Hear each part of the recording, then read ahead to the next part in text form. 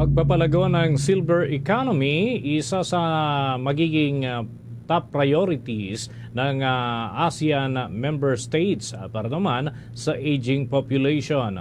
May balita ang Star FM Manila. Plano pang bigyang pansin ng ASEAN Cultural Community ang pagpapalago ng silver economy upang bigyang prioridad ang tumataas na aging population sa mga bansa sa Southeast Asia. Parte ito ng RISE priority ng ASCC sa ilalim ng Inclusive Development.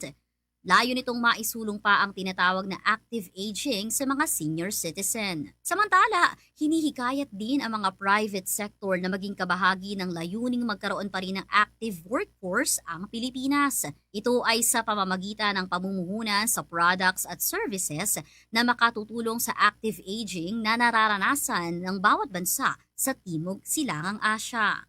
Ayon pa kay Department of Social Welfare and Development Secretary Rex Gatchalian, naisiguruhin ng ahensya na walang sektor ang may iwan sa paglago ng bansa, lalo na ang older population. Lagi ang heart and soul ng ASCC is always to get people empowerment. At pag sinabi mong people empowerment, hindi yun government empowerment lamang.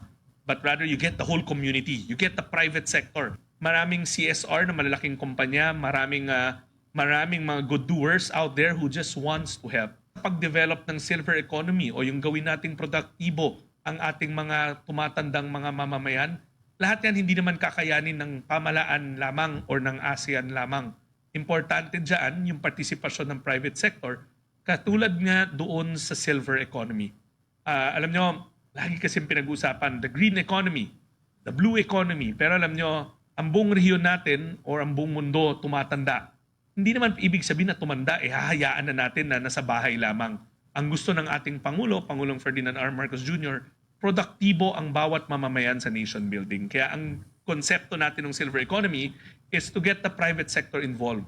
Sila ang mamuhunan sa mga products and services o sa mga teknolohiya at innovation para masigurado natin na habang tumatanda tayo, maging bahagi pa rin tayo ng productive workforce ng ating bansa or ng ating rehiyon. Yan ang report mula rito sa 102.7 Star FM Manila para sa ASEAN Philippines 2026 update ng Bombo Radio. Nag-uulat Star DJ Kimi, and this is Bombo Radio Philippines, the #1 and most trusted source of news and information. Basta Radio, Bombo!